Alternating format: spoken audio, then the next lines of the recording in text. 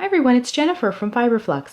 In this video, I'm going to show you how to crochet the Shimmering Lariat Necklace. This is a beautiful and elegant necklace crocheted in natural colors, and it is a combination of a crochet chain with beads and some satin ribbon. So it's very elegant, and it has a loop for the neck and then a knot tied, and then it has the strands hanging down, and the bottoms of the strands are finished with some extra bead work.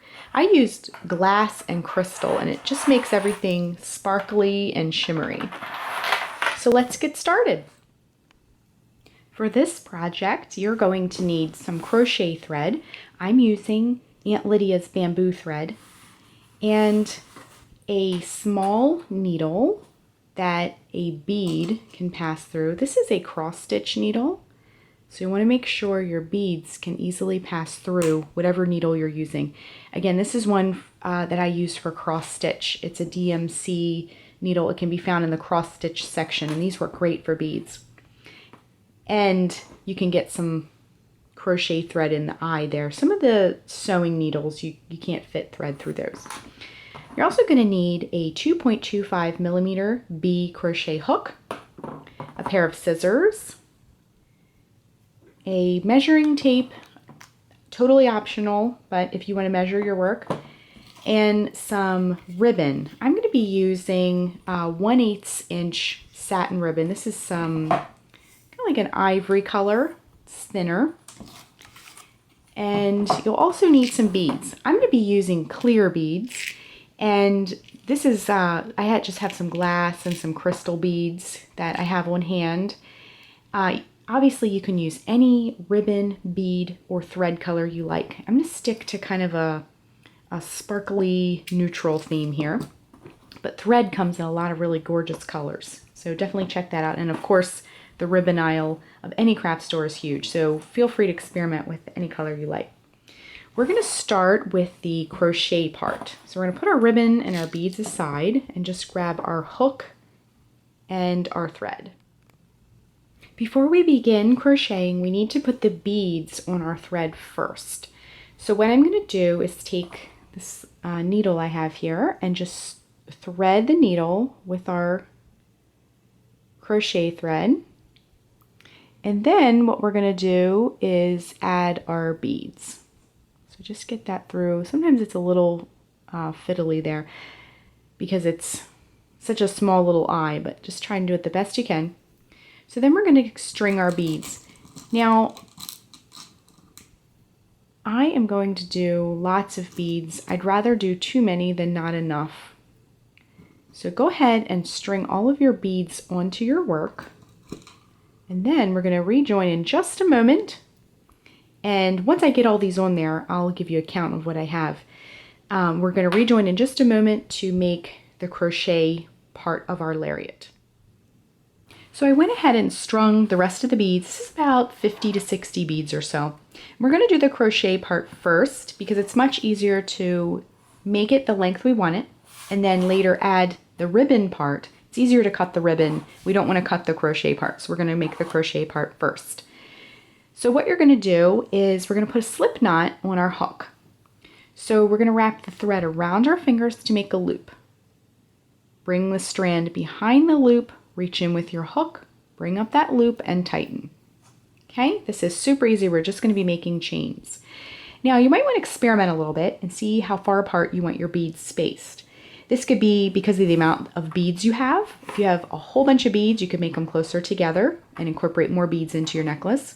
Or you could space them out farther if you like that look, or you just don't have enough beads, just whatever you have on hand. So what we're going to do is we're going to make a couple chains, and then I'll show you how to add a bead. So what we're going to do is, before we start, I have this dark piece of felt because we're using this off-white thread on a white background. I want you to be able to see everything really well. So what we're going to do is we're going to make a few chains and then do a bead. So wrap the thread around your hook and bring it through the loop. That's one chain, so just do a few chains. No fancy stitches, just some chains here. So I did a few chains. I'm ready to add a bead. So when you're ready to add a bead, just take back here and just slide it right over. We're going to keep this tail out of the way.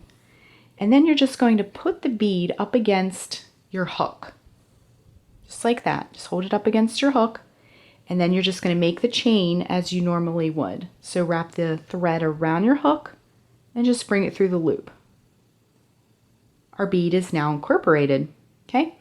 So I'm going to try and put about, my chain is going to be about 40 inches long. I took my measuring tape and I measured how long I wanted it to be. You can make yours any length you like. It's very customizable. So just make a few more chains and then add a bead. So I'm going to add 4. 1, 2, 3, 4. So I'm going to make every 5th chain a bead. Again, however many you like. Okay, so we're just going to slide our bead over. This tail always wants to get wrapped up in our work. Okay, so we have our bead up against our hook.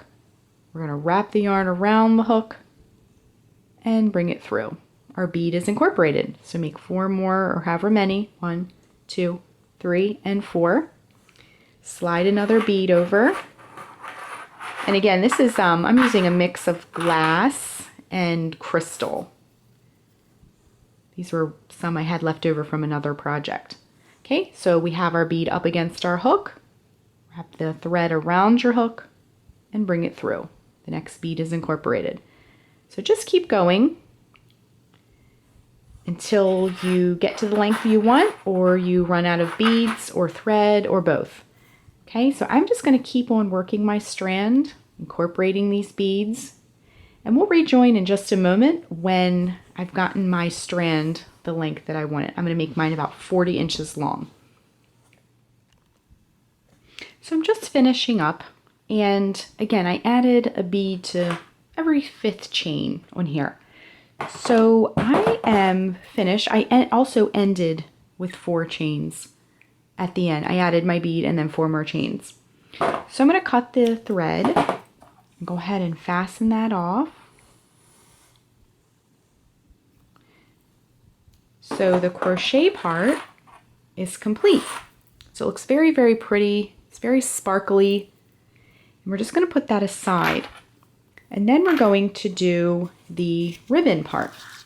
So what you want to do is take your needle and put your ribbon through. Now this is a little thicker, so it might be a little bit more tricky with these bead holes. Okay, so now we're ready to assemble. And I have my dress form set up here, and I just threw this dark background so you could see everything that's going on.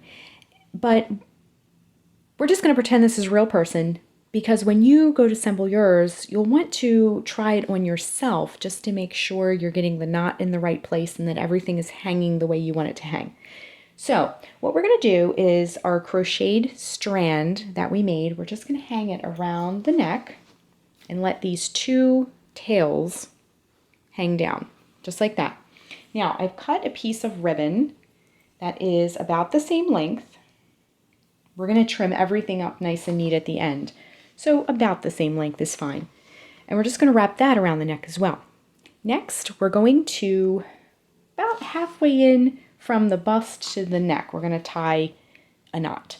So just grab all the strands, just like this, and we're just going to bring them together, and then we're going to just make a loop. We're just going to tie everything together and just pull it through. Now, when you make your knot, make sure that you're able to slip the necklace off of your head. Now, obviously, my dress form here does not have a head, so, you want to make sure, just do a test and just kind of lift it up and see, how everything's working out. So then, when you're finished, you'll just make a nice, secure knot, and then we're ready to deal with the ends down here at the bottom. So after you've made your knot, we have, so the knot, let me just slide this up. The knot is up here. We have the neck, the front part of our necklace, the knot, and then as we travel down, trying to do this as steady as possible here, as we travel down, we've arrived at our ends. Okay? So we have 2 crochet ends with the beads and then 2 ribbon ends. We're gonna not worry about the ribbon ends right this minute. We're gonna do the crochet ends. Now I didn't weave my ends in because what I'm gonna do is actually I'm gonna pull this out just a little bit so you can see everything together. What I'm gonna do is just take my little needle here and just thread it onto thread the thread onto the needle. Okay, so I have my needle threaded and I'm just going to add about 6 or so beads to the bottom of this.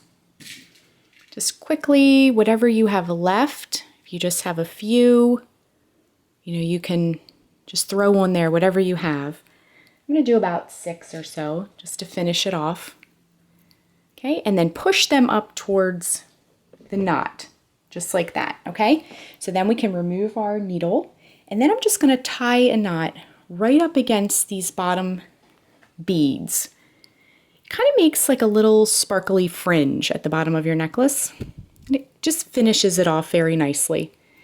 So I'm just pushing these beads up, and then I'm also pushing my knot up.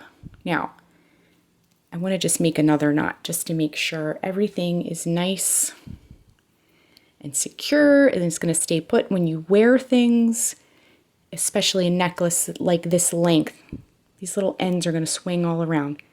So you just want to make sure that you have a nice, secure couple of knots on there. Okay?